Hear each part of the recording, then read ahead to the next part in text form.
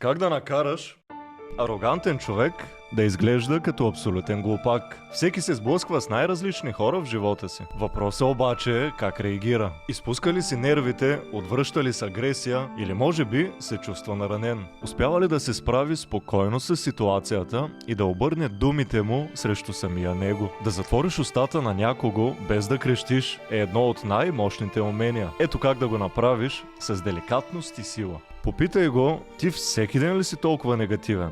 Как живееш така, бе, брат? Кажи благодаря. Това ги обърква и показва контрол над ситуацията. По средата на разговора, когато той е във вихъра си и смята, че доминира над теб, игнорирай с лека усмивка и започни да правиш нещо друго. Нищо не боли повече от безразличието. Те очакват да се обидиш или притесниш, но вместо това получават несигурност в собствените си думи. Ако става въпрос за близки хора, отвърни с неочаквана топлота. Покажи им, че си широко скроен. Истинската сила не е в отмъщението, а в отказа да играеш по техните правила. Сега слушай внимателно. Ако искаш да изучиш тъмната психология в дълбочина, има един линк тук в биографията ми. Препоръчвам ти да кликнеш на него и да разгледаш какво има там.